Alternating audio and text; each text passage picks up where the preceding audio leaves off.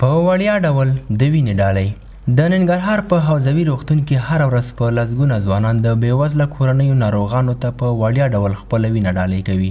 سید کریم یو له هغو ځوانانو دی چې په وړیا ډول یې وینه ډالۍ کړه. دا د حواله کې باندې ګرځي د وینه مې په کار د ما ورته ما راځي در کوم خیر خدای مې وینې ته هم دا نور ما دایله له سراج دا وینه هر غریب ته ورکړي. ګڼ خلک دلته د بېوزله ناروغانو د ژوند ژغورلو په فکر راځي. خپله هم دا چاره ترسره کوي او نور هم رابولي.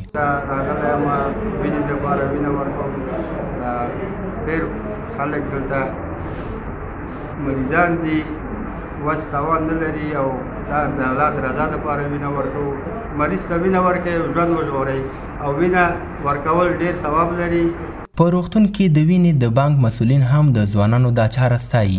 دوی وایي که له یوه لوري دا چاره ځوانانو ته د خیر او برکت لامل ګرځي، بل لور ته یې روغتیا ته هم ګټه رسوي. د ټول هر څه وړیا دي. هم زموږ کوم خدمات چې دي وړیا دي، که د پاکټ دی، که د معایناتو دي، که د ترانسمیشن سیټونه دي، دلته ټول هر څه وړیا دي. او دا خلک چې راځي هم په احساس باندې راځي او خو داسې په دغه کې راځي که نه خوشحالۍ باندې راځي. دا مریضان چې هر څوک وګوري واقعا ډېر د زړه د درد دي او زړه درد کوي ورته که نه. تقریبا د ورځې موږ ته 40 50 او 100 ډول دا تلاسیمیا مریضان راځي. او دا داسې مریضان دي چې د یو فامیل نه 15 مریضان 4 مریضان نو هغه فامیل خو وینه ورکول خو په ځای پرېږده چې د شلخانې ته راوستلو وس نه لري.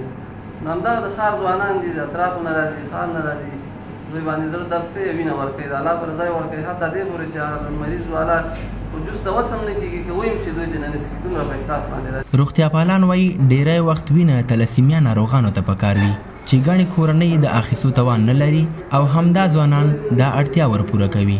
خلک پیدا کېږي کله کله دغه هم نشي، کله ډاکټر صاحب د خپل کوشش وکړي ډاکټر صاحب دې پیدا کړي. نه خلک شته دي ماشاءالله دا ځوانان دي کوشش کوي وینه راوړي.